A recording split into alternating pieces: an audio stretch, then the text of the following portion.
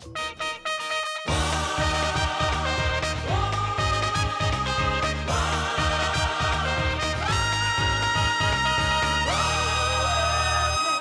welcome to The One Show with Adrian Charles. And Christine Blakely, and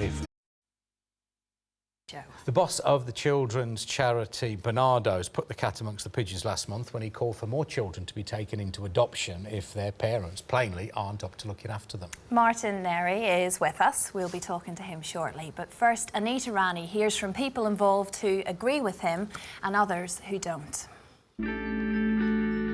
Some kids never get a chance. They spent that long crying and people haven't heard them, haven't listened, haven't done anything, they just stop crying. Some parents appear to be unable to look after them.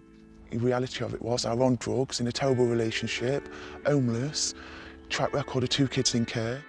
Last month, 2 young brothers aged 10 and 11 admitted torturing and viciously beating 2 younger children.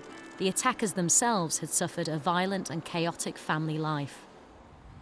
The case, like that of baby P, raised uncomfortable questions about when children should be taken from their families. Now the head of a leading children's charity says we're waiting too long. If a family's broken, he says we should be removing their babies permanently. So is he right? Glenys Dorber is a foster carer with 15 years' experience. She says it can take years to put right the damage done in early childhood. The fact that they don't have routine, they don't have structure, they don't quite often have meals, they don't have bedtimes, they don't have beds, they don't have baths. And they forage for food, they can store food. We had one child that ate the leaves out of a book that I'd been reading in the night, because that's what had happened in the past. So what's more important in your opinion, a child staying with its birth parents or stability? Stability. It's not an easy statement to make. But I think the children should always come first. Babies and children should always come first.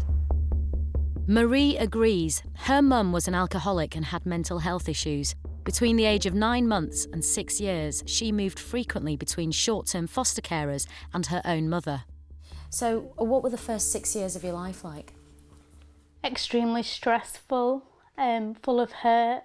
I was very, very upset as a child. You're kind of always waiting really for the next move. You never sort of unpack your emotions because you're ready to move again. At 6, she was finally placed with the foster family where she still lives today. So when you look back at your own life, do you wish that you'd been taken away as a baby? Definitely. If somebody have had the guts to say, let's take this child out of this world that she's in and put her in a better one, I would have shook the guy's hand now. Marie beat the odds to go to university and has just got a job as a nurse. Many kids in care struggle in education and with the rest of life. So why put them through it? When there's long-term drug and alcohol problems in the family, persistent domestic violence, when older children have already been removed, why wait when the next baby comes along? Shouldn't they just be put with someone who can look after them properly? Elaine had 4 children taken away from her. She was a heroin user, had been in prison and had a violent relationship. Her voice has been changed to protect her and her children. Can you understand why your children were taken? I totally understand now that it was it should always be about the children and what's best for them, and the situation I was in, they shouldn't have been in it. They shouldn't have been brought up around drugs. They shouldn't have been brought up around violence. But I do also think it could have been different if I had a bit more help and support. Then she got pregnant again.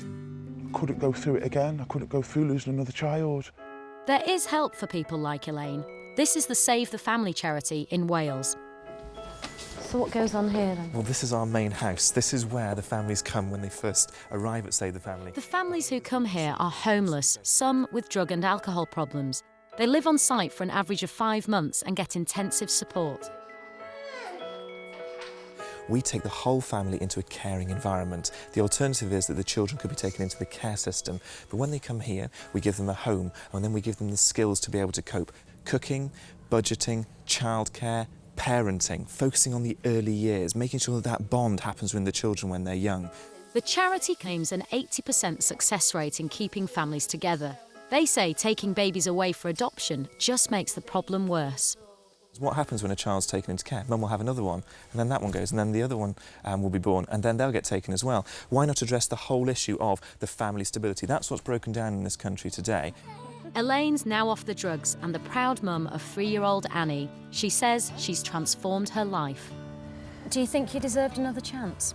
Yeah, definitely. I think anybody can change in the right environment, with the right support, with the right help. I've turned it all around, I've totally changed, and my daughter is going to have a lot better life for it, and that's without being whipped off into care and adopted straight away. You know, she's with her mother, she's loved, she's secure, and nobody can love my daughter like I do. No one.